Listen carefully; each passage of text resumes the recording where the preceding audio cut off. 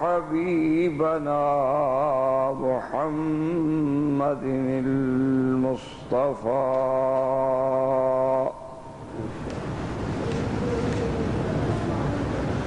وعلى آله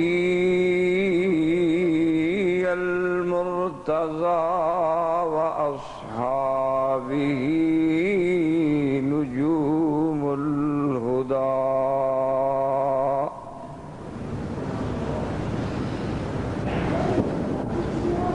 أما بعد فقد قال الله تبارك وتعالى في القرآن المجيد والفرقان الحميد: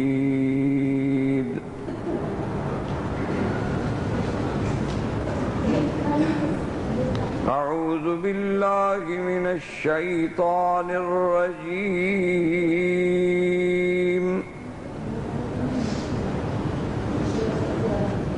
بسم الله الرحمن الرحيم.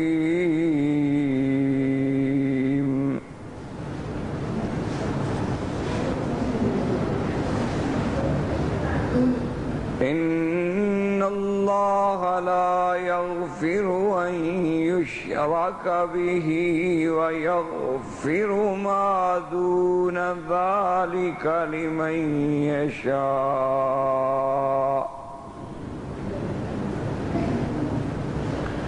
ومن يشرك بالله فقد ضل ضلالا بعيدا.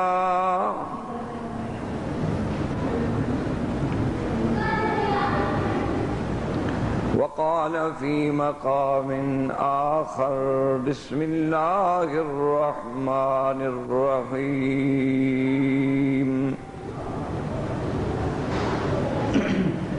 فمن كان يرجو لقاء ربه فليعمل عملا صالحا ولا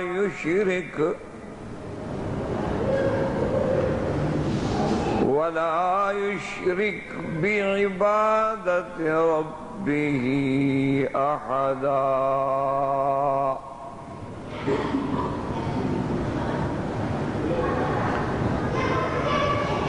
قال النبي صلى الله عليه وسلم: أنا خاتم النبيين وأنتم خاتم الأمم، أو كما قال النبي صلى الله عليه وسلم. قال النبي صلى الله عليه وسلم: عليكم سنتي وسنة الخلفاء الراشدين المهديين،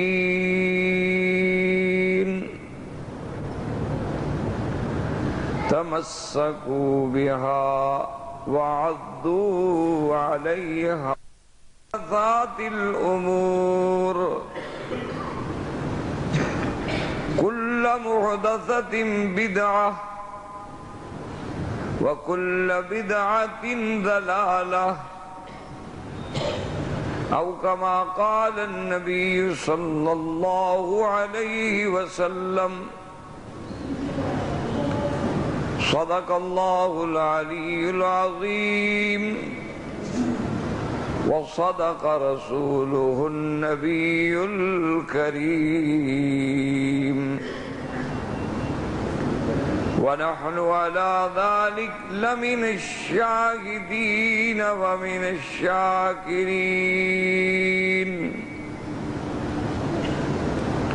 والحمد لله رب العالمين.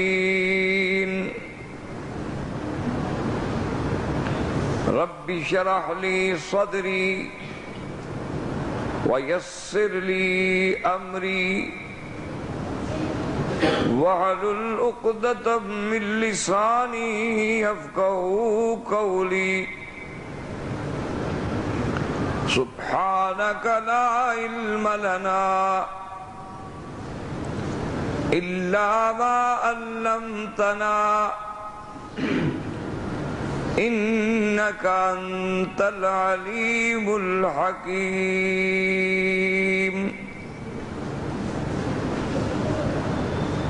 صدر محترم، برادران اسلام،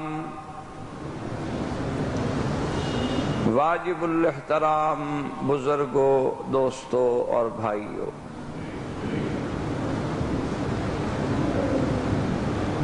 الحمدللہ برادر مکرم خطیب معظم قاری محمد طیب قاسمی مد ظلہ کی محبت، مودت اور ہم سے ایک عقیدے کا تعلق، وطنیت کا تعلق، ان سب چیزوں کی پیش نظر مجھے آپ کے اس ملک میں اور اس مسجد میں الحمدللہ متعدد بار حاضر ہونے کا موقع ملا ہے۔ مجھ سے پہلے برادر عزیز نعمانی صاحب نے اور سفیر ختم نبوت حضرت چنیوٹی دامت برکاتہم العالیہ نے اپنے خطابات سے نوازا ہے۔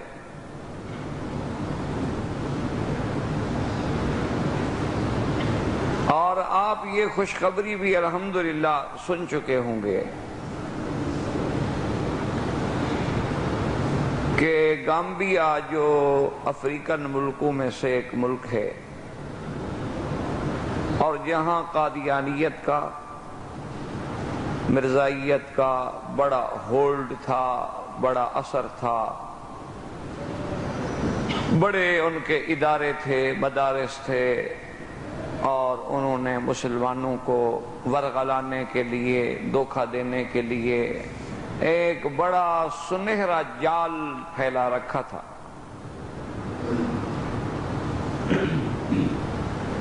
اللہ تبارک و تعالیٰ کی قدرت ہے، وہ جب چاہتے ہیں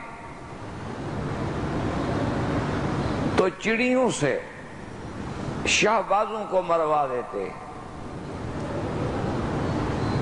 پچھلے سالوں سے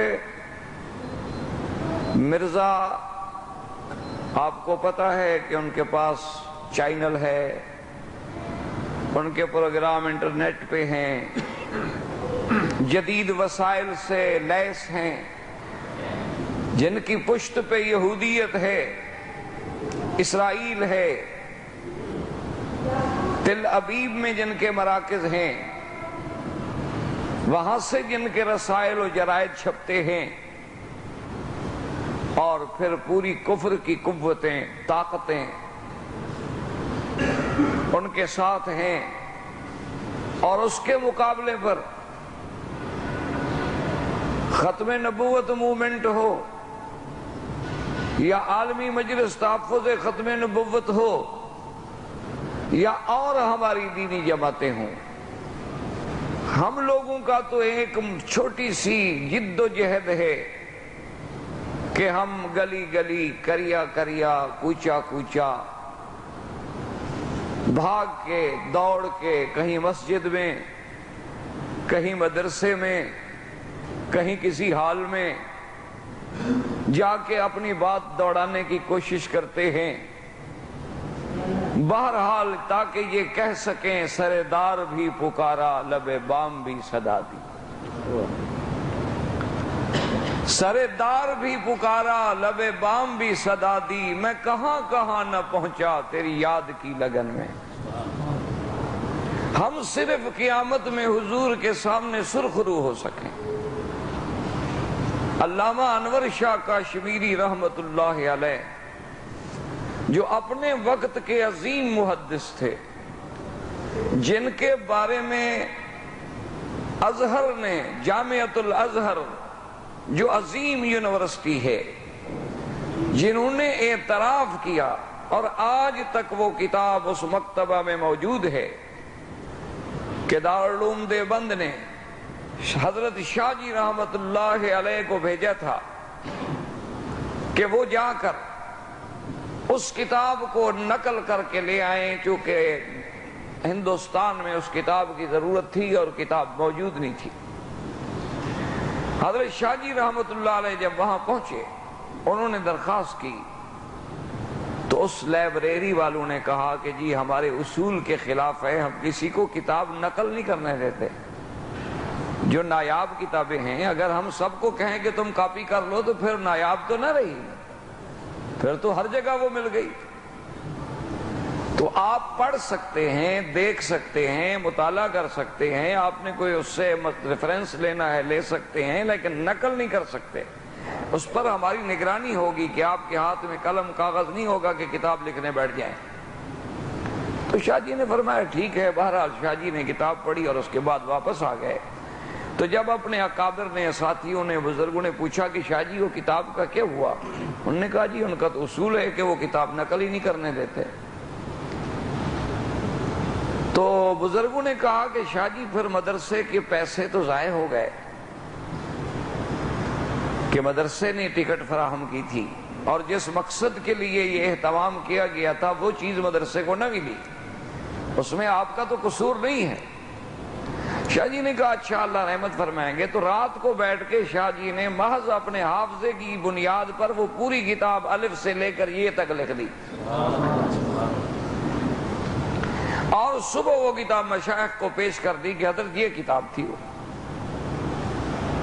انہوں نے اس کتاب کی کاپیاں بنوائیں اور ازہر کو بھیجیں کہ بھائی چلو آپ ہمیں نقل نہیں کرنے دیتے، کم از کم اب اس کتاب کا مقابلہ تو کر لو اصل کتاب کے ساتھ، اگر کہیں اس میں غلطیاں ہوں تو اس کی ذرا تصحیح کر دو۔ تو انہوں نے جب کتاب پڑھی تو الف سے لے کر یہ تک ایک غلطی نہیں تھی، تو انہوں نے اس پر لکھا کہ امام بخاری رحمت اللہ علیہ کے بعد اگر ہم نے دنیا میں پھر کسی محدث کا حافظہ دیکھا ہے تو وہ علامہ انور شاہ کاشمیری ہیں، کہ یہ امام بخاری تھا کہ جسے 1,00,000 حدیث یاد تھی،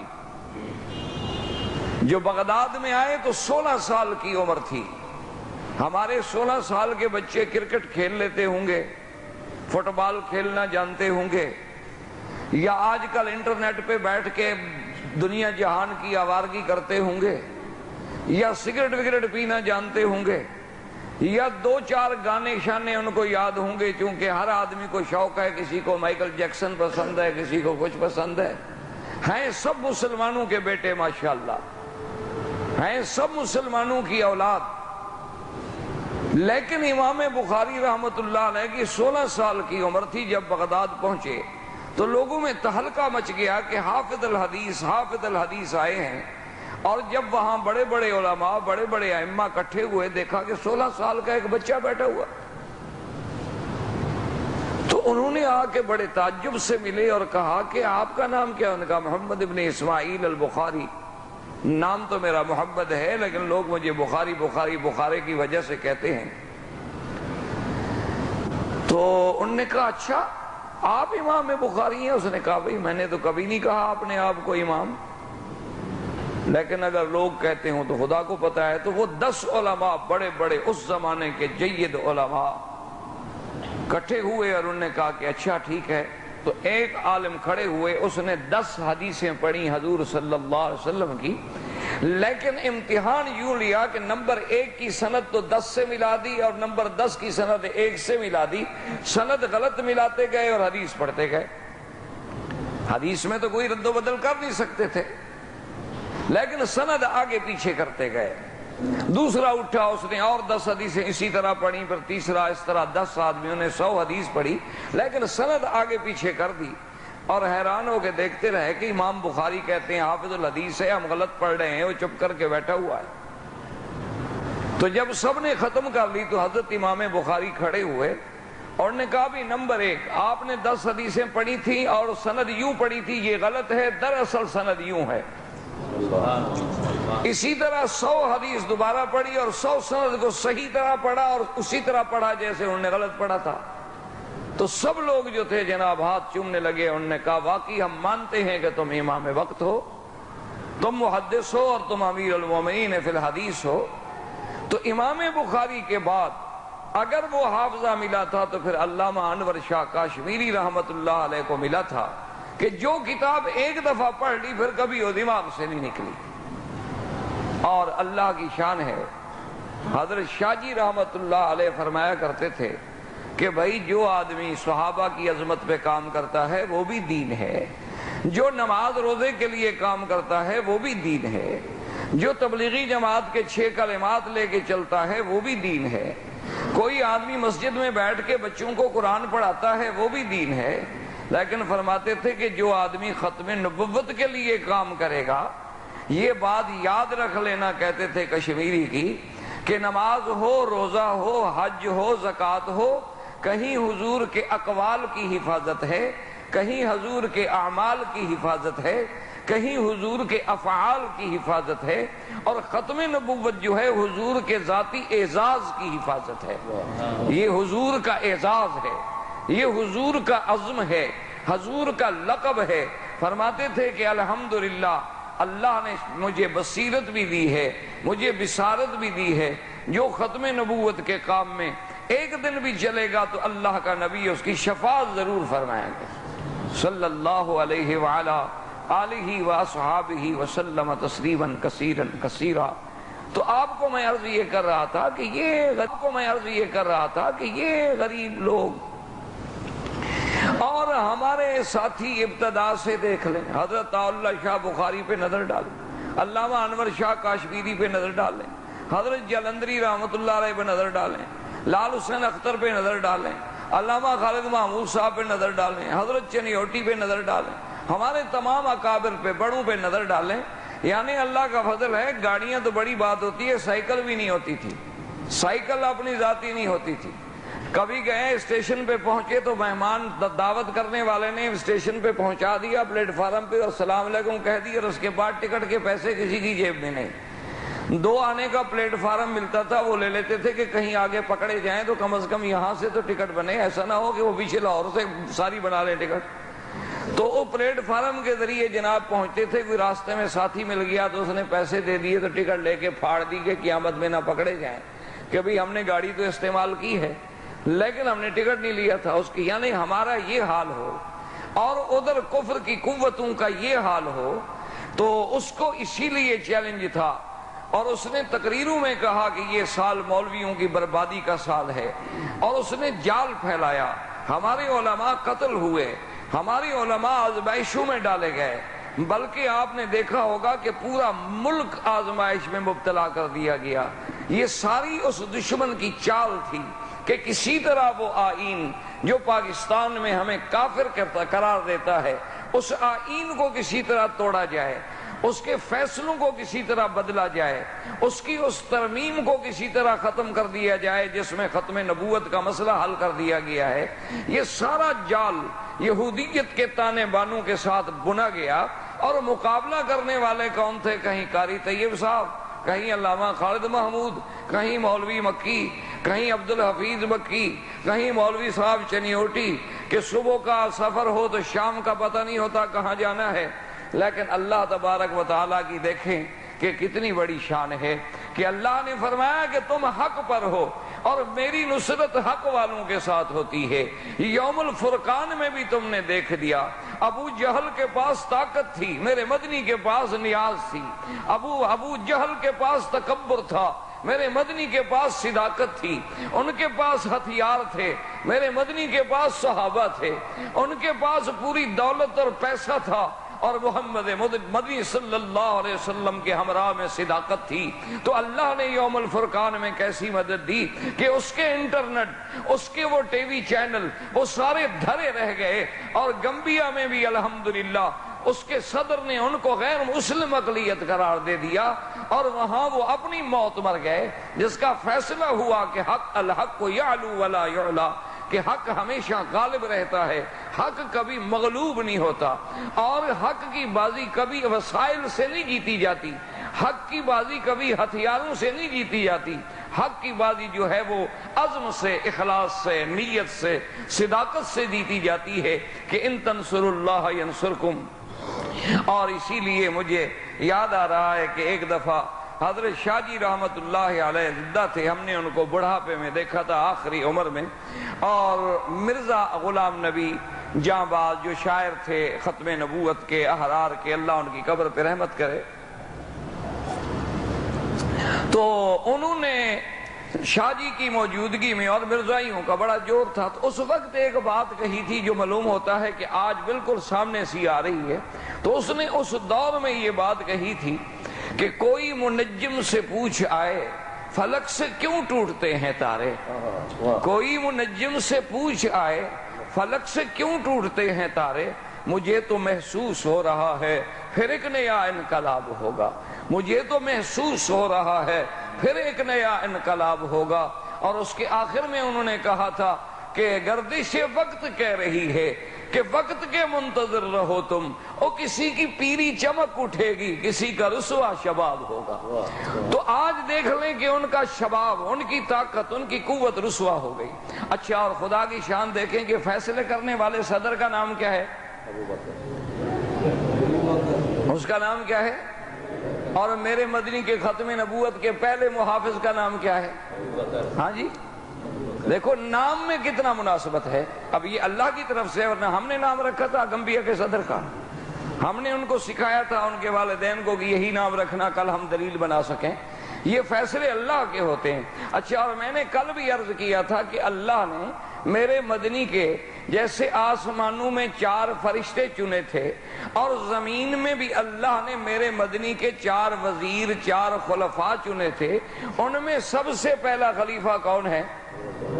سیدنا، کہہ دو، ڈرتے ہو کیا بھائی؟ آپ کیوں ڈرتے ہیں؟ مسجد میں بیٹھے، خیریت ہے، کوئی ایسی کچھ بھی نہیں ہوگا۔ پہلے خلیفے کا نام کیا ہے؟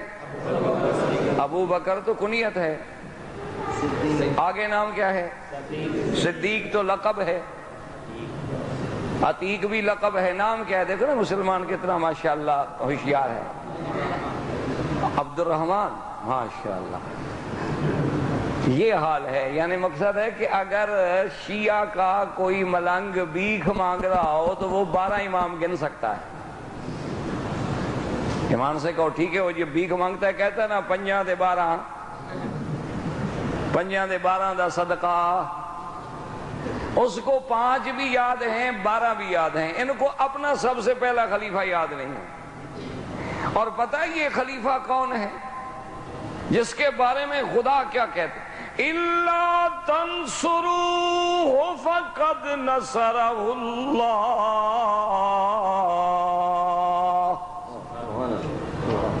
إِذْ أَخْرَجَهُ الَّذِينَ كَفَرُوا ثَانِيَ اثْنَيْنِ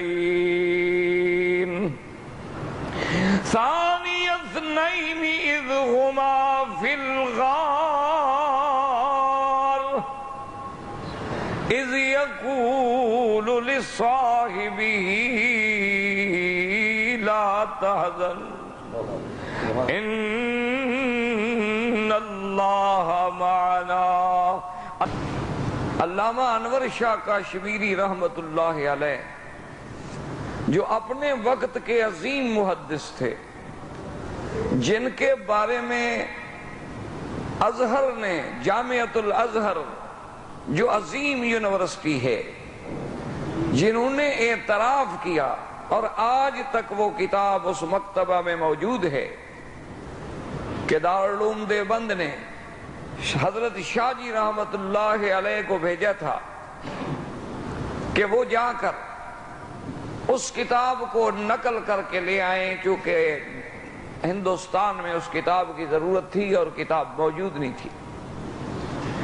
حضرت شاہ جی رحمت اللہ علیہ جب وہاں پہنچے، انہوں نے درخواست کی، تو اس لائبریری والوں نے کہا کہ جی ہمارے اصول کے خلاف ہے، ہم کسی کو کتاب نقل نہیں کرنے دیتے، جو نایاب کتابیں ہیں اگر ہم سب کو کہیں کہ تم کاپی کر لو تو پھر نایاب تو نہ رہی، پھر تو ہر جگہ وہ مل گئی۔ تو آپ پڑھ سکتے ہیں، دیکھ سکتے ہیں، مطالعہ کر سکتے ہیں، آپ نے کوئی اس سے ریفرنس لینا ہے لے سکتے ہیں، لیکن نقل نہیں کر سکتے۔ اس پر ہماری نگرانی ہوگی کہ آپ کے ہاتھ میں قلم کاغذ نہیں ہوگا کہ کتاب لکھنے بیٹھ جائیں۔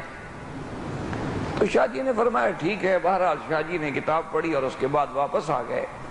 تو جب اپنے اکابر نے، ساتھیوں نے، بزرگوں نے پوچھا کہ شاہ جی وہ کتاب کا کیا ہوا، انہوں نے کہا جی ان کا تو اصول ہے کہ وہ کتاب نقل ہی نہیں کرنے دیتے۔ تو بزرگوں نے کہا کہ شاہ جی پھر مدرسے کے پیسے تو ضائع ہو گئے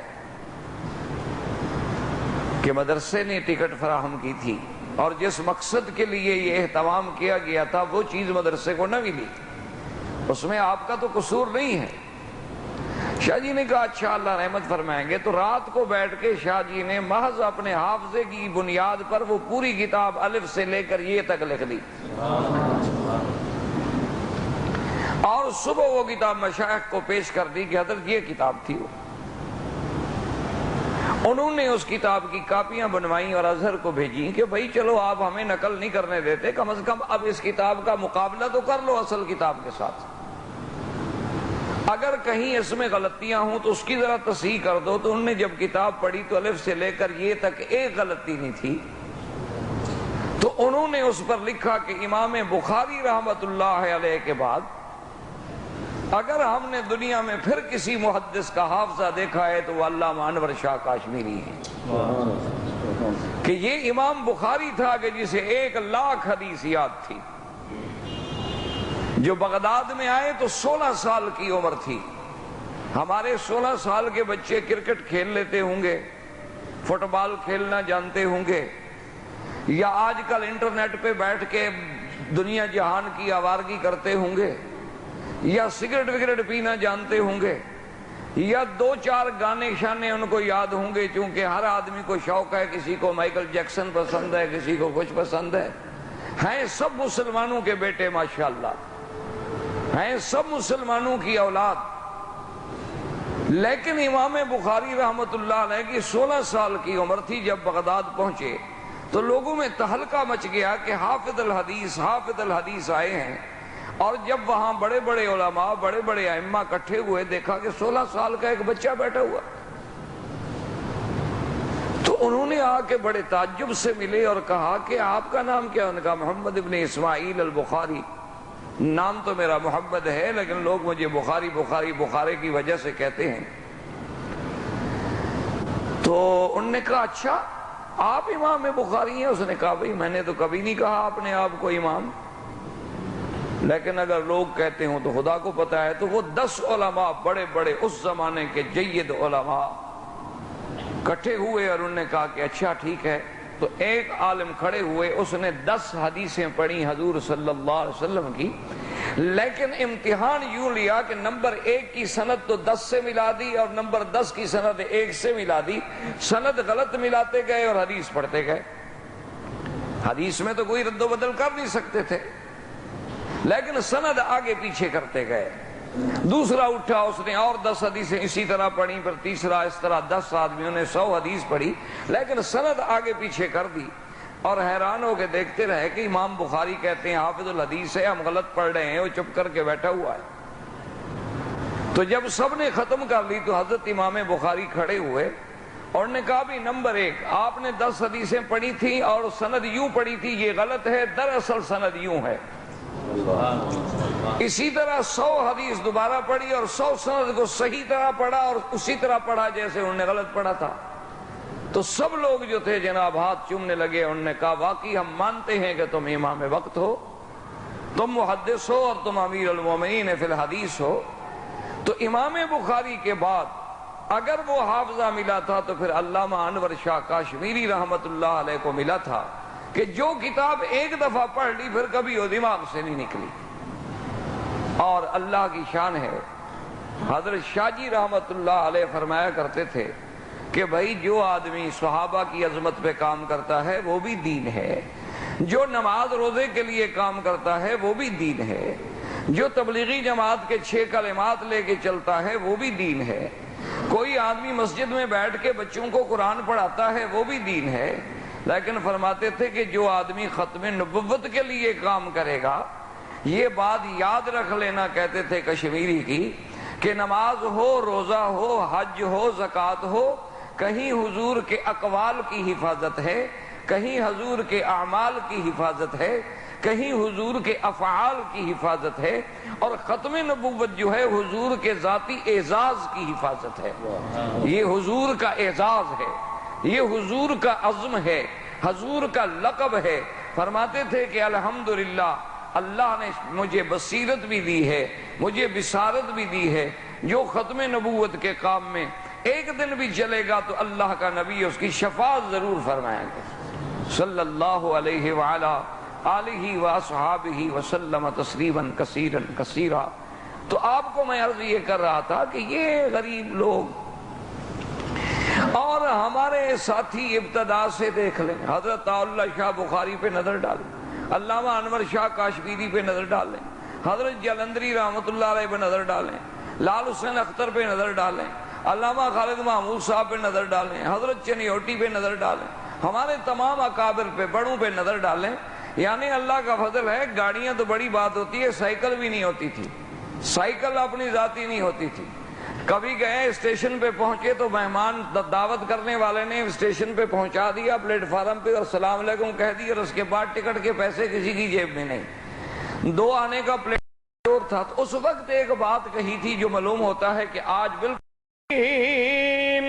وہ 2 میں سے دوسرا، یعنی میرے مدنی کی نبوت کا رنگ ایسے چڑھا، وہ غار کی قربت کا اثر ایسے ہوا کہ اب 2 نظر نہیں آتے علیحدہ بلکہ ثانی اثنین اذ ہما فی الغار۔ میرے استادوں کے برابر، میرے بلکہ شاید استادوں کے بھی استاد ہوں، علامہ صاحب بیٹھے ہیں، ان سے پوچھیں کہ واحد کے بعد تو اثنین آتا ہے، لیکن اللہ نے یہاں جو فرمایا ثانی اثنین، یہ 2 میں سے دوسرا کون ہے؟ کہہ دو عبداللہ، کہہ دو عبد الکعبہ، کہہ دو ابی بکر، کہہ دو الصدیق، کہہ دو العتیق، کہہ دو اول الخلفاء، کہہ دو وزیر النبی فی الارض، صاحبہ فی الغار وفی المزار۔ کون؟ سیدنا، اب تو نام لو یار ذرا زور سے، سیدنا ابی بکر، کہہ دو رضی اللہ عنہ، سب کہہ دو زور سے رضی اللہ عنہ۔ پتہ ہے صدیق کون ہے؟ اللہ اکبر، ایمان سے کہیں، علماء بیٹھے، قاری طیب صاحب بیٹھے۔ میرے مدنی نے زمانہ کفر میں بھی کبھی کسی غیر کا سجدہ نہیں کیا، یعنی زمانہ جاہلیت میں جو زندگی گزری، مدنی تو پہلے دن سے نبی ہیں، معصوم ہیں، اور یہ شان پھر ملی تو ابی بکر کو ملی کہ جس نے زمانہ جاہلیت میں بھی کبھی۔ تو اسی طرح یہاں بھی 12 بجتے ہیں، لیکن اسلام یہ کہتا ہے کہ دن ختم ہوتا ہے غروب شمس سے، اور دن شروع ہو گیا، عصر ہو گیا طلوع شمس سے۔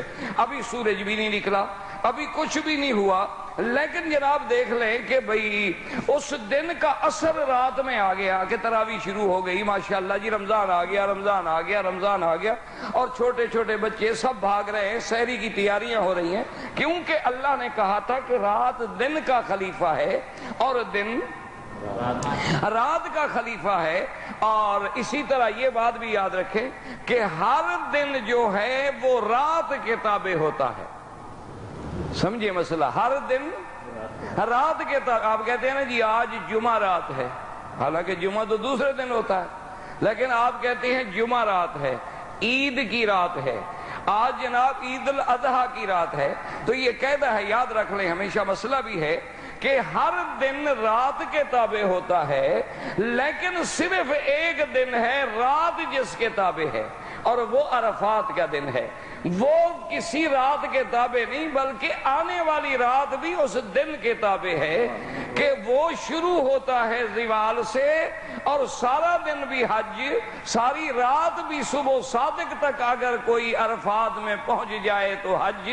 اللہ نے فرمایا یہ ایسا دن ہے، ہر دن کو میں نے رات کے تابع کیا ہے، لیکن اس دن کی عظمت یہ ہے کہ رات بھی اس دن کے تابع ہے، اور شاید حکمت بھی یہ تھی کہ دین مکمل ہو گیا۔ اور میرے مدنی نے ایک تشبیہ دی تھی جو علامہ صاحب کو انشاءاللہ زیادہ مزہ دے گی۔ حضور نے فرمایا اپنی امت کو کہ ترکتکم علی البیضاء، میں تمہیں ایک چمکتی ہوئی شریعت دے کے جا رہا ہوں، لیلھا کنہارھا، جس کی رات بھی دن کے مطابق ہوگی۔ اللہ نے فرمایا اعلان عرفات میں ہے تو آج رات کو بھی دن بنا دو، تاکہ میرے مدنی کا فرمان پورا ہو جائے کہ لیلھا کنہارھا۔ تو اب جناب دیکھیں کہ ابھی یعنی رات نہیں آئی، دن کا اثر آ گیا، اب دن نہیں آیا رات کا اثر آ گیا، کیونکہ خلیفہ ہے۔ تو یہ شان کس کو ملی؟ صرف ابو بکر کو، کہ ابھی میرا مدنی موجود ہے۔ فرمایا کون نماز؟ ہم نے کہا حضور نماز نہیں ہوئی۔ فرمایا مروا ابا بکر فلیصلی بالناس، ابو بکر سے کہو لوگوں کو نماز پڑھائے۔ اب حضور موجود ہیں اور ابو بکر مصلی پہ آ گیا، یعنی حضور کی زندگی میں موجودگی میں مصلی پہ آنے والا صرف ابو بکر ہے۔ تو خلیفہ کہلانے والا کون ہے؟ صرف ابو بکر ہے، کہ جو حضور صلی اللہ علیہ وسلم کی موجودگی میں مصلی پہ آیا ہے۔ اور اسی طرح دیکھ لیں کہ سیدنا ابی بکر رضی اللہ تعالی عنہ، اللہ کے کروڑوں رحمتیں ہوں سیدنا ابی بکر رضی اللہ تعالی عنہ اور جمیع صحابہ رسول اللہ پر صلی اللہ علیہ وعلا آلہ وصحابہ وسلم رضوان اللہ تعالی علیہم اجمعین پر، کہ انہوں نے زمانہ کفر میں، زمانہ جاہلیت میں کبھی بت کو سجدہ نہیں کیا۔ اچھا خدا کی شان ہے، ایک دن ان کے ابا پکڑ کے لے گئے ان کو اور کہنے لگے ابو بکر یہ کیا بات ہے، تم میرے خدا کے آگے سجدہ نہیں کرتے ہو، تم میرے آلہہ کے سامنے آ کے عبادت نہیں کرتے ہو، آج میں تمہیں نہیں چھوڑوں گا، آج اپنے سامنے تم سے عبادت کرواؤں گا۔ حضرت ابی بکر فرماتے ہیں کہ جب مجھے مجبور کر دیا، ادھر باپ ہے اور ادھر میرا دل نہیں مانتا کہ یہ کیسے خدا ہے کہ بندہ اپنے ہاتھ سے بناتا ہے، خود شکلیں بناتا ہے، خود جوڑتا ہے، خود ان کے ہاتھ بناتا ہے، کبھی سونے کا، کبھی چاندی کا، کبھی پیتل کا، کبھی لکڑی کا، اور پھر سامنے رکھ لیتا ہے، وہی خدا بن جاتا ہے۔ پہلے وہ مخلوق تھا، اب وہ خالق بن گیا، کسی کی تصویر بن گیا، تمثیل بن گیا، یہ کیسے خدا ہو سکتے ہیں؟ میرے عقل میں یہ بات نہیں بیٹھتی تھی۔ تو میں نے کہا ابا جان آپ مجھے مجبور کرتے ہیں تو چلو ایسا کریں، آج مجھے اپنے مندر میں، اپنے اس عبادت خانے میں لے چلے اور آپ چلے جائیں، آج تو میں اکیلا، بس اکیلے رہ کے آپ کے خدا سے باتیں کرنا چاہتا ہوں۔ تو ابا خوش ہو گئے، انہوں نے کہا چلو کام بن گیا، کام بن گیا، آج تو ابو بکر بھی مان گیا ہے۔ تو انہوں نے کہا ہاں بیٹے بالکل، جو علیحدگی میں مزہ آتا ہے، سکون ملتا ہے، تسکین ہوتی ہے، وہ شور و غوغا میں نہیں ہوتی۔ تو ابو بکر فرماتے ہیں میں آ کے بیٹھ گیا، ابا چلے گئے، میں نے باہر آ کے تسلی کر لی کہ والد صاحب دور ہو گئے ہیں۔ تو میں گیا، ان کا جو سب سے بڑا خدا کھڑا تھا، آپ نے یہاں تو بڑے دیکھے ہیں بازاروں میں خدا بکتے ہیں، یہاں بھی تو بڑے ہیں نا ماشاءاللہ، دکانوں پہ خدا بکتے ہیں۔ یہ خدا آپ نے کبھی سوچی ہے کہ انسان خود بنائے اور وہ کیا بن جائے؟ یہ عقل کی بات ہے بلا؟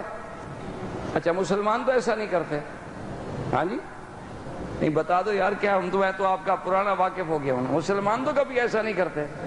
اچھا ماشاءاللہ کہ جب کوئی اللہ والا فوت ہو جاتا ہے، ایمان سے کہیں اس کو غسل کون دیتے ہیں؟ نہیں، ہم بندے زندہ دیتے ہیں یا خود بخود غسل ہو جاتا ہے؟ ہم دیتے ہیں ان کو کفن ہم پہناتے ہیں، ان کا جنازہ ہم اٹھاتے ہیں، پھر ان پہ نماز ہم پڑھتے ہیں، ان کے لیے قبر ہم تیار کرتے ہیں، سارے کام میں وہ ہمارا محتاج ہے، بس قبر میں جائے تو پھر ہم کھڑے ہو جاتے ہیں، جی مہربانی کرو جی بچڑا روا شہباز کلندر تیرے دروازے پہ آ کے بچڑا گیا۔ بھائی ابھی تو کلندر کا جنازہ تم نے پڑھا، قبر تم نے تیار کی، جب وہ موجود تھا زندہ دنیا میں اس وقت بھی تیرا محتاج، موت کے بعد بھی تیرا محتاج، یہ نیچے چلا گیا تو اب وہ حاجت روا مشکل کشا بن گیا ہے۔ تو مسلمان بھی تو وہی کچھ کر رہے ہیں۔ اللہ تبارک و تعالیٰ سے دعا کرو اللہ ہدایت دے۔ یاد رکھو اولیاء کے قبروں پہ جاؤ، اولیاء اللہ کی قبروں پہ جانا منع نہیں، لیکن ان سے نہ مانگو، ان کے لیے مانگو، ان سے نہ مانگو بلکہ ان کے لیے مانگو۔ جب آپ جنازہ پڑھتے ہیں دعا کرتے ہیں، ایمان سے کہیں جنازے والے سے مانگتے ہیں یا جنازے والے کے لیے؟ کیا کہتے ہو؟ اللہم اغفر لحینا و میتنا و شاہدنا و غائبنا۔ تو اب اس کے لیے مانگ رہے یا کہہ رہے ہو کہ جنازے والا مغفرنا، ہماری بخشش کر، ہمیں روٹی عطا فرما، ہمیں بچی عطا فرما؟ جب اس کی میت اللہ کے ولی کی سامنے رکھی ہے تو اس کے لیے دعا کر رہے ہو۔ اسی طرح جب قبر میں چلا جائے تو وہاں بھی اس کے لیے دعا کریں کہ یا اللہ اس ولی اللہ کی قبر کو نور سے بھر دے، یا اللہ ان کے درجات کو بلند کر دے، یا اللہ ان کو اور زیادہ سے زیادہ جنت الفردوس کے مقامات عطا کر دے۔ تو جب تم اللہ کے ولی کے لیے دعا کرتے ہو تو اللہ کی رحمت جوش میں آ جاتی ہے۔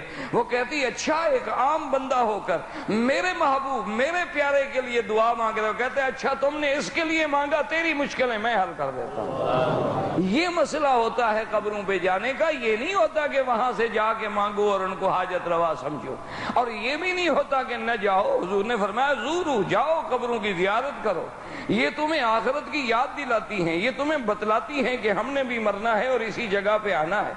تو حضرت ابو بکر جناب فرماتے ہیں کہ میں نے تسلی کر لی تو ان کا جو بڑا خدا تھا نا ابا جی کا، تو وہاں جناب میں آیا، میں نے اس کو کہا کہ بھائی مجھے پیاس لگی ہے، خدا صاحب کو پانی شانی۔ اب خدا کہاں بولے جناب، کہاں سے پانی لے آئے؟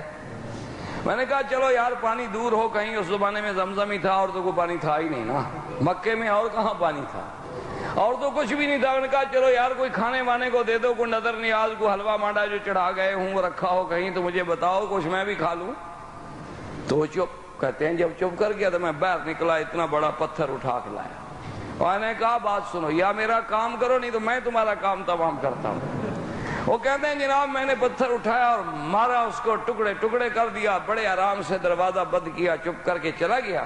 کافی دیر گزر، چونکہ میں گھر تو نہ گیا سیدھا، میں تو کدھر اور چلا گیا۔ تو ابا نے کہا کہ ماشاءاللہ آج تو ابو بکر کا بڑا دل لگا ہے، آج تو معلوم ہوتا ہے کہ بڑی عبادت میں مصروف ہے۔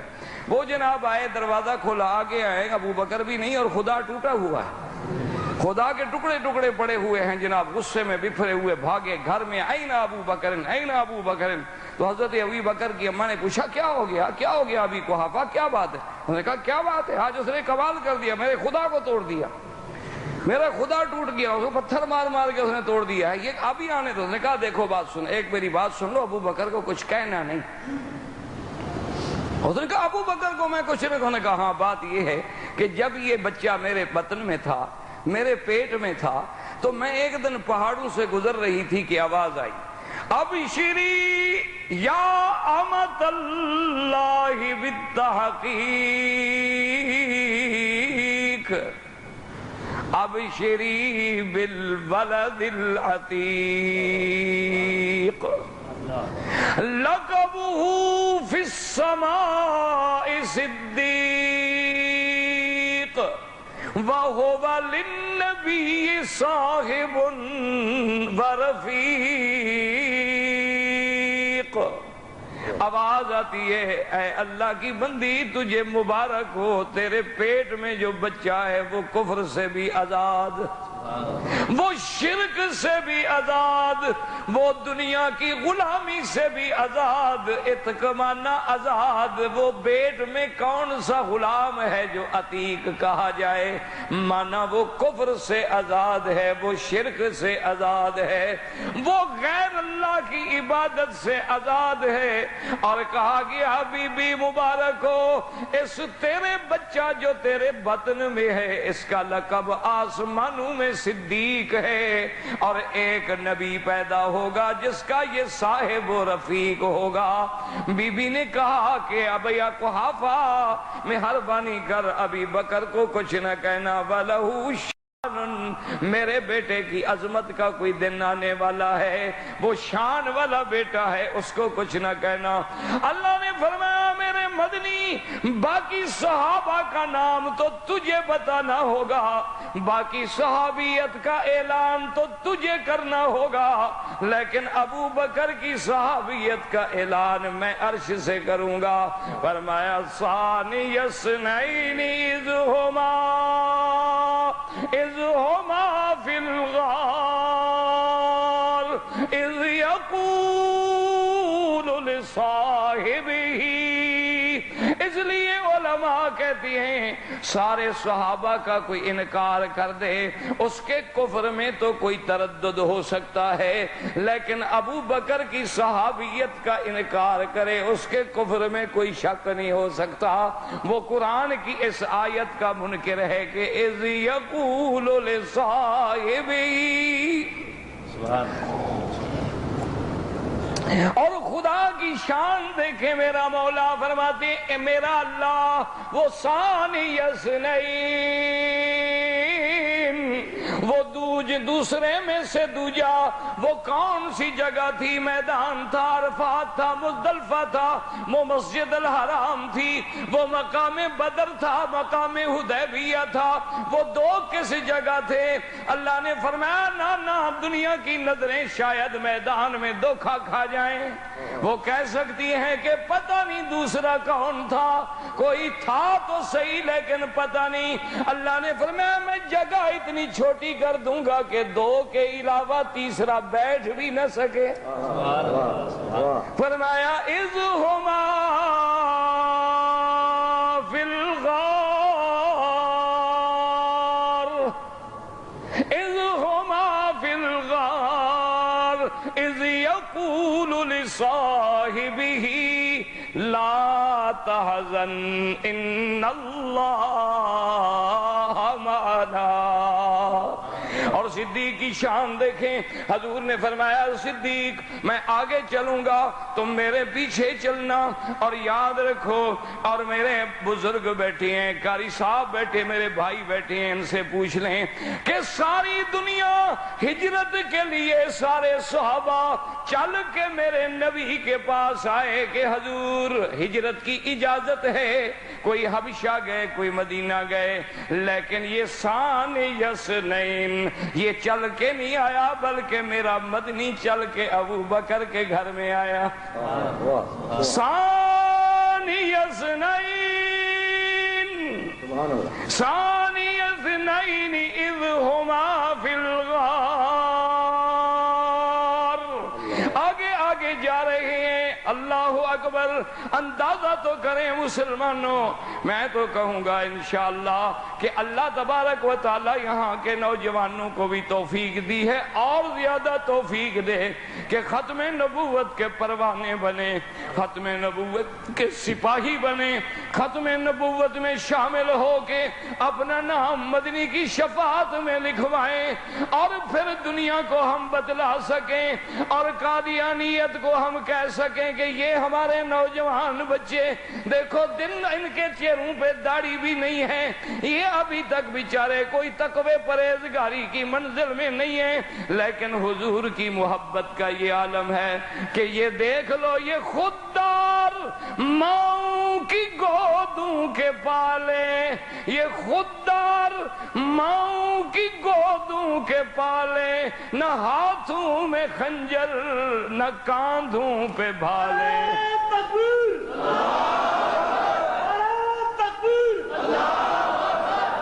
یہ خوددار ماؤں کی گودوں کے پالے، نہ ہاتھوں میں خنجر نہ کاندھوں پہ بھالے. اور چلے آ رہے ہیں بڑھے جا رہے ہیں وہ ختم نبوت کا پرچم سنبھالے. اور چلے آ رہے ہیں اور بڑھے جا رہے ہیں وہ ختم نبوت کا پرچم سنبھالے. اب دیکھیں جی صدیق فرماتی ہیں مدنی آگے میں ان کے پیچھے، ایک کافر اتفاق سے نکل آیا اور مجھ سے کہتا ہے ابو بکر من ھذا الرجل، یہ تیرے آگے جانے والا کون ہے؟ اب ابو بکر فرماتے ہیں کہ بتلا دوں کہ محمد ہے تو پھر ہجرت کا راز کھل جاتا ہے. اور اگر جھوٹ بولوں تو صدیق کو زیب نہیں دیتا کہ کیسے جھوٹ بولوں. جب اس نے کہا من ھذا الرجل، قربان صدیق تیری صداقت پہ، قربان صدیق تیرے مقام پہ، تیری فصاحت پہ، ایسے تو خدا نے نہیں کہا والذی جاء بالصدق وصدق بہ. اور یہاں بھی علامہ صاحب غور کریں، جاء بالصدق کون؟ محمد. وصدق بہ کون؟ ابو بکر. وہاں صدق ہے، یہاں تصدیق ہے. جو مادہ صدق میں ہے وہی تصدیق میں ہے، کیونکہ ثانی اثنین. ثانی اثنین. اب جناب ابو بکر فرماتی ہیں، اس نے پوچھا من ھذا الرجل، یہ آگے جانے والا کون ہے؟ پتہ ہے ابو بکر کیا کہتے ہیں؟ کہتے ہیں رجل یہدینی سواء السبیل.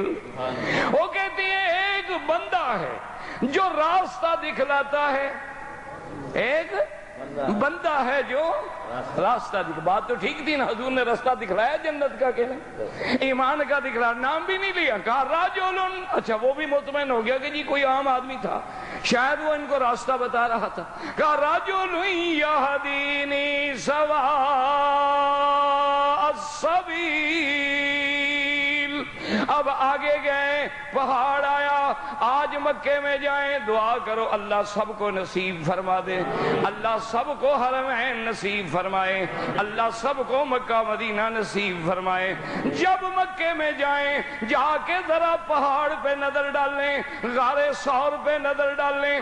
آج بھی مکے والے کہتے ہیں کہ جس کے دل میں صدیق کے بارے میں کھوٹ ہو وہ کبھی اس غار میں نہیں پہنچ سکتا. وہ کہتے ہیں تجربہ کر لو، کہتے ہیں شرط لگا لو، صدیق کے دشمن کو کہو ذرا پہاڑ پہ چڑھ کے دکھلا دے. اللہ نے اس پہاڑ کو محفوظ رکھا ہے. جہاں صدق کے پاؤں آئے وہاں کذب کیسے جائے؟ یہاں صدق ہوگا تو کذب نہیں ہوگا، حق ہوگا تو باطل نہیں ہوگا، نور ہوگا تو ظلمت نہیں ہوگی، روشنی ہوگی تو اندھیرا نہیں ہوگا. آج تک بھی وہاں گئے تو کہتے ہیں سیدنا ابی بکر، حضور نے فرمایا ابو بکر، میں نے کہا حاضر یا رسول اللہ. فرمایا پورے پاؤں زمین پہ نہ رکھو بلکہ اگلے پاؤں کا حصہ رکھو. مکے والے بڑے سردار لوگ ہیں، پاؤں پہ چھانتے ہیں، کہیں وہ ہمارے نشان قدم کو ڈھونڈتے ڈھونڈتے نہ آ جائیں. کہتے ہیں حضور نے بھی اگلے پاؤں پہ چلنا شروع کیا، میں نے بھی اگلے حصے پہ چلنا شروع کیا. کہتا ہے میں نے دیکھا کہ فَمَلَا قَدْمَ رَسُولُ اللَّهِ صلی اللہ علیہ وسلم من الدم. حضور کا خون مبارک پاؤں میں جمع ہو گیا. ایسے پیارے خوبصورت پاؤں، اور پھر اس پہ جب بوجھ پڑے وہ خون بھی پیارا، وہ پاؤں بھی پیارے، اور ایسے نفیس پاؤں، نازک پاؤں جو ریشم سے زیادہ نرم ہوں، وہ پتھر پہ، وہ کنکر پہ چل رہے ہیں. حضرت ابو بکر کہتے ہیں میں رونے لگا. میں نے کہا یا رسول اللہ ارکب علی کتفی، میرے کندھے پہ بیٹھ جاؤ، میں ابھی اٹھا کے لے چلوں گا. حضور پاک صلی اللہ علیہ وسلم مان گئے. اس لیے ایک دن سیدنا ابی بکر سے کسی نے پوچھا، انہوں نے کہا من اعلم فی اصحاب رسول اللہ، حضرت علی سب سے بڑا علم والا کون تھا صحابہ میں؟ اس کا خیال تھا نا کہ شاید مدینۃ العلم والی بات ہے تو حضرت علی سے کون بڑا ہوگا؟ تو پوچھا من عالم، فرمایا کہ سب سے زیادہ علم والا ابو بکر. اس نے کہا حضرت علی آپ سے بھی بڑا؟ اس نے کہا ہاں. حضور فرماتے ہیں فَلْيَأُمُّكُمْ أَعْلَمُكُمْ بِكِتَابِ اللَّهِ، امام اس کو بناؤ جو کتاب اللہ کا زیادہ عالم ہو، زیادہ قاری ہو. جب سارے صحابہ موجود تھے حضور نے ابو بکر کو مصلی پہ کھڑا کیا. اگر وہ بڑا عالم نہ ہوتا تو حضور کیسے مصلی پہ کھڑا کرتے؟ اب اس نے کہا اچھا حضرت مجھے یہ بھی تو بتائیں کہ چلو بڑا عالم تو ابو بکر تھا لیکن بڑا بہادر کون تھا؟ اس نے کہا اس میں تو حضرت علی سے کوئی بھی نمبر نہیں لے سکتا، حضرت علی تو بدر الاسلام ہے. حضرت علی نے فرمایا کہ سب سے بہادر بھی ابی بکر تھا. اس نے کہا حضرت یہ کیسے ہو سکتا ہے؟ اس نے کہا حضور نے جب کعبۃ اللہ کے اندر داخل ہوئے، حضور نے فرمایا علی، میں نے کہا حاضر یا رسول اللہ، فرمایا اوپر ذرا تصویریں لگی ہوئی ہیں اور سیڑھی کوئی نہیں، تم بیٹھ جاؤ، میں تمہارے کندھے پہ کھڑے ہو کے ان تصویروں کو مٹانا چاہتا ہوں۔ تو کہتے ہیں حضور نے قدم رکھا تو میں نے کہا قطن قطن یا رسول اللہ، حضور مہربانی کریں مہربانی کریں، میرے تو گردن ٹوٹ جائے گی، میرے تو کمر ٹوٹ جائے گی، میں نہیں بوجھ اٹھا سکتا۔ حضور نے فرمایا اچھا تم ایسا کرو کہ تم نہیں اٹھا سکتے، چلو میں بیٹھ جاتا ہوں، تم میرے کندھے پہ کھڑے ہو کے یہ تصویریں مٹا ڈالو۔ حضرت علی نے فرمایا میں تو ایک قدم برداشت نہ کر سکا، بہادر تو وہ تھا جو کندھے پہ بٹھا کے غار تک لے گیا۔ فرمایا بہادر تو وہ تھا کہ جس نے 3 میل اتنا چڑھائی اور رستہ کوئی نہیں، آج کل تو روشنیاں ہیں، رستے ہیں، سب کچھ ہے، لیکن اس دور میں تو کوئی رستہ نہیں، کچھ نہیں، اور غار تک لے جانے کے بعد ایک دفعہ یاد کریں، ایک بزرگ تقریب فرما رہے تھے، انہوں نے کہا کہ حضرت صدیق اکبر نے رضی اللہ تعالیٰ عنہ نے حضور کو کندھوں پہ بٹھا کے غار تک پہنچایا تو کسی ظالم نے، اللہ معاف کرے، دعا کرو اللہ بغض صحابہ سے بچائے، دل سے دعا کرو اللہ بغض اولیاء سے بچائے، اللہ بغض انبیاء سے بچائے، اللہ ہمیں سب کا ادب نصیب فرمائے، اللہ ہمیں سب کی غلامی نصیب فرمائے۔ مسئلہ بیان کرنا علیحدہ بات ہوتی ہے، ادب علیحدہ بات ہوتی ہے، یاد رکھا کریں۔ ادب کا معنی یہ نہیں ہے کہ ہم کسی ولی کو نبی بنا دیں، کسی نبی کو خدا بنا دیں، یہ ادب نہیں ہوتا، یہ تو شرک ہے اور کفر ہے۔ ادب یہ ہے کہ خدا خدا ہے، مصطفیٰ مصطفیٰ ہے، صدیق صدیق ہے، فاروق فاروق ہے، عثمان عثمان ہے، علی علی ہے، صحابہ صحابہ ہیں، تابعین تابعین ہیں، اولیاء اولیاء ہیں۔ اگر فرق مراتب نہ کنی زندگی کی، اگر فرق مراتب نہیں کرو گے، بیوی کو ماں بنا دو، ماں کو بیوی بنا دو، بیٹی کو ماں کہہ دو، ماں کو بیٹی بنا دو، تو یہ دنیا کا نظام نہیں چل سکتا، تو شریعت کا نظام بھی نہیں چل سکتا۔ شریعت کے نظام میں بھی حدود ہیں، اس سے کوئی تجاوز نہیں کر سکتا۔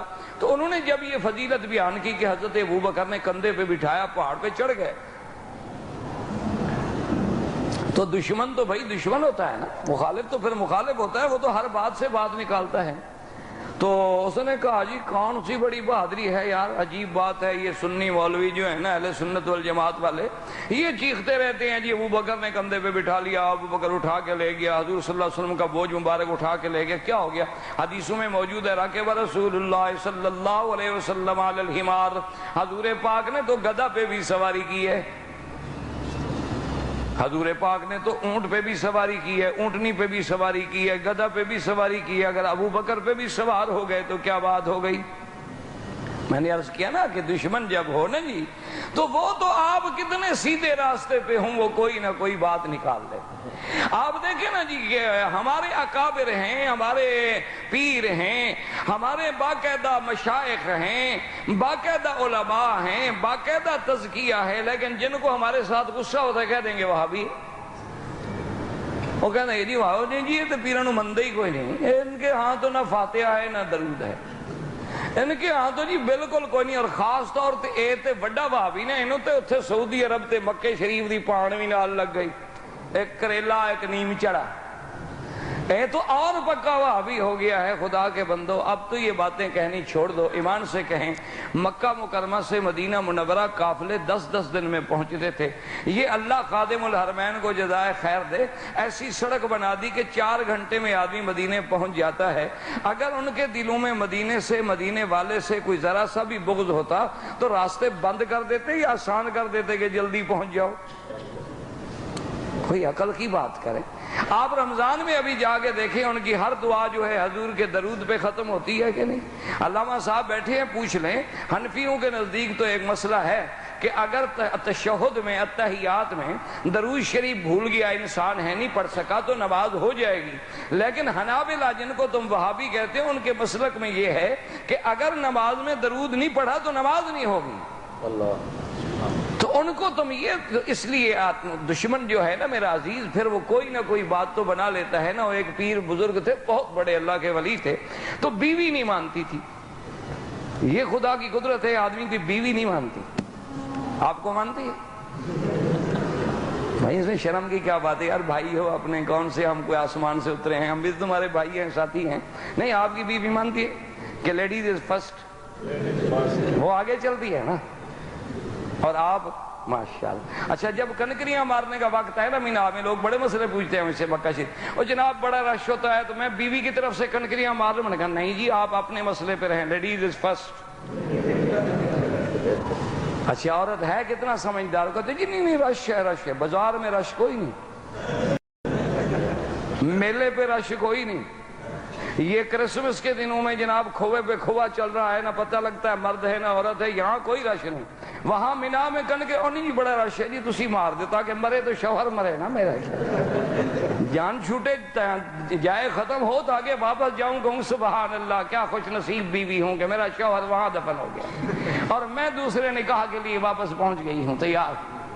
تو اس لیے اندازہ کریں دشمن تو بات نکال لیتا ہے۔ اب جناب وہ ولی اللہ جو تھے، یہ میں ایسے نہیں کہہ رہا بیوی نہیں اس لیے دیکھیں علامہ صاحب سے پوچھنا انشاءاللہ، قاری طیب صاحب سے کبھی پوچھ لینا، اور آپ بھی جانتے ہیں میرے مدنی کو جب نبوت ملی غار میں، نبوت کہاں ملی؟ ہاں جی، اور صدیق کہاں ملا؟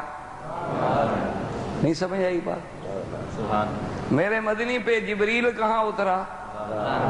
تو جبریل آسمان کا وزیر ہے، وہ کہاں ملا؟ غار میں۔ اور صدیق زمین کا وزیر ہے، یہ کہاں کٹھے ہوا؟ غار میں۔ ایک وہ بھی غار اور ایک یہ بھی غار اور ایک تیسری غار ادھر ہے، یہ بھی یاد رکھنا۔ حضرت صدیق جب غار پہ پہنچے تو کہا حضور آپ کھڑے ہو جائیں، مدتوں سے غار پڑی ہے، میں ذرا صاف کر لوں، کوئی بچھو کوئی ایسا جانور نہ ہو۔ صدیق اندر گئے، صاف کیا تو پھر مدنی گئے۔ اللہ نے حکم کر دیا، اشارہ ہو گیا کہ جب تک اس غار میں پہلے صدیق کی محبت نہیں آئے گی، محمد مدنی پہ ایمان بھی نہیں آئے گا۔ وہاں غار میں حضور ہیں، قرآن اترا۔ اچھا اترنے کے بعد سب سے پہلے حضور کہاں آئے؟ سب سے پہلے حضور بیوی کے پاس آئے۔ غار سے اترنے کے بعد کہاں پہنچے؟ بیوی کے پاس پہنچے، کہا زملونی زملونی، خدیجہ کپڑا ڈالو، بدن پہ تھر تھری ہے۔ اسی منظر کو میرا مولا پسند کر کے فرماتی ہیں یا ایھا المزمل قم اللیل الا قلیلا نصفہ او انقص منہ قلیلا او زد علیہ ورتل القرآن ترتیلا۔ میرا مدنی پہلے بیوی کے پاس آئے تاکہ سب سے پہلی تصدیق بیوی کرے کہ اس کی تصدیق بڑی مشکل ہوتی ہے، اور جب بیوی پاکی کی گواہ بن جائے تو پھر اس سے بڑا گواہ دنیا میں کوئی نہیں ہوتا۔ سب سے پہلی تصدیق کرنے والی سیدہ خدیجہ، اور ظالم تو کہتے ہیں اسلام نے عورت کو کوئی مقام نہیں دیا۔ ذرا غور تو کریں میرے مدنی کی پہلی گواہ کون ہے؟ سیدہ خدیجہ۔ پہلے اسلام لانے والی کون ہے؟ سیدہ خدیجہ۔ نبوت کو تسلی دینے والی کون ہے؟ سیدہ خدیجہ۔ ورقت ابن نوفل کے پاس لے جا کے تائید کرانے والی کون ہے؟ سیدہ خدیجہ۔ اللہ تبارک و تعالیٰ کے دین اسلام کی عظمت دیکھیں کہ قرآن کی پہلی گواہ بھی عورت، میرے مدنی کی نبوت کی پہلی گواہ بھی عورت، اسلام کی پہلی گواہ بھی عورت، اور آج تک اسلام نے صفا مروہ رکھ کے عورت کو اتنا بلند کر دیا ہے کہ قیامت تک دوڑتے رہو اور عورت اسماعیل کی اماں کی سنت کو یاد کرتے رہو۔ لیکن مشکل یہ ہوتی ہے کہ دشمن کو بات سمجھ نہیں آتی، وہ ہر نیکی میں بھی کوئی برائی نکال لیتا ہے۔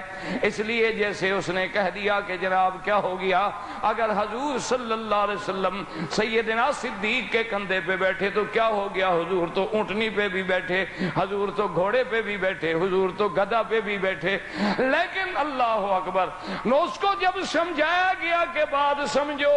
ہم نے کہا ظالم اعتراض کرنے والے تم ٹھیک کہتے ہو، لیکن ہمارے عقیدے کو سمجھ لو کہ حضور جس اونٹنی پہ بیٹھے ہیں وہ ساری اونٹنیوں کی سردار ہے، حضور جس گھوڑے پہ بیٹھے وہ سارے گھوڑوں سے افضل ہے، حضور جس گدھا پہ بیٹھے وہ ساری دنیا کے گدھوں سے افضل ہے، اور حضور جس بندے پہ بیٹھے وہ بندہ بھی ساری دنیا کے بندوں سے افضل ہے۔